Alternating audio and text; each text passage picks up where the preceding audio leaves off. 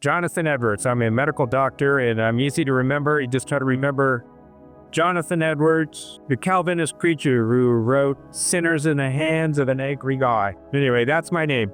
So I'm talking about healing trust today.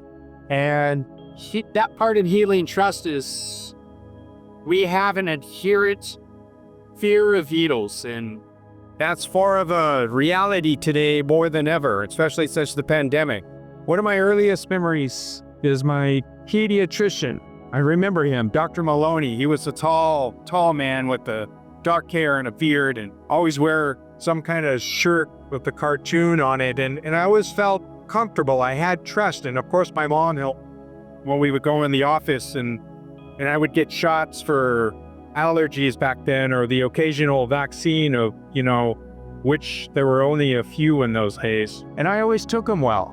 And then I wondered, how is it that I'm okay with these shots, but when my brother got them, it was like he was petrified, mortified. So long story short, then I became a physician, and now I'm the one giving shots. And then I didn't realize the gravity of that, why I'm good at giving shots. And part of it's my interactions with Diana. So long story short, one day I helped her with some medical issues, and I could see we were in the office. She could see me work, and I said, "You need a V12 shot at least." But she just said, "Sorry, but I remember approaching her like I would any other patient, and I gave her a shot. Didn't think anything of it." Diana had a huge paralytic fear of shots that she showed none of that.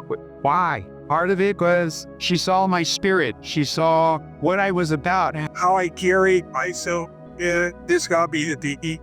How many of us are out there that we don't have that spirit, and yet we're forcing the kids patience and just giving them shot after shot after shot without ever thinking about, are they scared of shots? Why would they be scared of shots? And nowadays more than ever, you need, a lot of therapies are giving shots. I did not have a fear of needles. I had trauma over these. When I was 7 years old, I went to a pediatrician. I went to a pediatrician who severed my finger into the point where I couldn't write. That was really, really significant and important to me, mostly because I never thought anything of healthcare until that happened. Okay. There's a lot of trauma from that moment onward, mostly because that caused me to have more of a parasitic distrust around healthcare. And that also caused me to think about, do I even want to approach or touch anything in that structure, in that system? I wouldn't. The reason why this talk is probably very, very significant is to remain extraordinarily blunt and transparent. The fear of needles comes from hundreds of thousands of years. Why? Because we're afraid of the earliest injections for snakes injecting our bodies with their venom through their hollow bank. Those were the first injection devices, actually. So, given that, we all of us have an innate fear of needles, and part of that comes from our instincts. When the Israelites were going through the wilderness, they were all fed up, and then God sent down the snakes to bite them. Long story short, Moses had to make a staff, but once they looked at the staff, that they were able to heal and not die from these snake bites. Well, that's the earliest examples of pharmacotherapy in which a small dose of the poison getting injection here needles is just part of it. Some do it more than others. As the anesthesiologist, that's with my wheelhouse, what I have to do day in, day out. So I need to be good at this. Everybody here knows about it when it's said, but biological manifestations can come from years of spiritual trauma. Diana, we just had an example of it there. But spiritual discussions need to have some part of what we're doing here. And allopathy has gone so down a rigid road of evidence-based only medicine that we need to have that discussion on how to include the rest. And remember, allopathy only gets it about, when it comes to chronic diseases, it only gets it right about 30% of the time.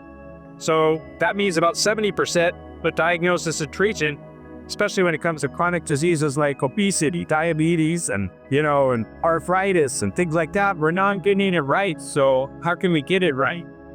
If you had a car mechanic, they were only going to fix your car 30% of the time.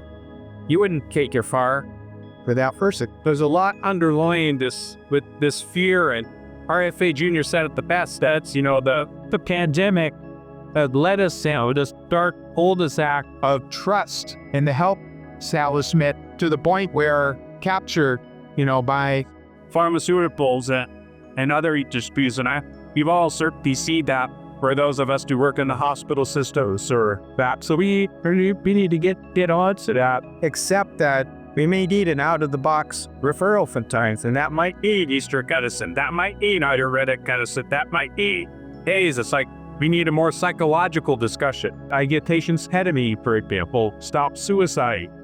There's so many other things. If you just listen to the patient, they will tell you everything. And another part of that, missing the trust nowadays, is that we don't stop and listen to the patients and give them our time. The system's no need to us to get them our time, but that's what it's going to take to heal trust and to treat every patient as an individual. And it's there's going to be no quick solution to that, but part of it is just going to be accepting that, well, you might not be able to see 30 to 60 patients in a day. Together, we got to find a way around that. Again, what's about healing trust. So our children, we're giving them a lot of shots, and there's a lot of mistrust when it comes to kids' shots, especially with the whole vaccine schedule nowadays. Not just that, but say chemotherapy and diabetes. There's a heck of a lot of shots. And again, I don't have the right answer, but I do know we need to infuse trust. Move towards that as a goal. That discussion's not going to take place until we cover the mind, body, and spirit part of the equation. What's the pulse? Children can't consent, and often we're finding ourselves coercing them into what they think our best treatment plan is. And again, that's another place you're looking at, and we had to increase trust, and we have to turn that fear into trust. We can do it, but we have to be dedicated to it. Restoring trust. I think part of that's just going to be, we all just have to listen to our spirit and do the right things. And that's why we have this healing science movement to open the discussion, to agree to disagree, and to openly admit to each other that we don't know all the answers. By band-aiding rigid rules is certainly not the path forward. To me, that's what healing trust is, and that's what healing science is about.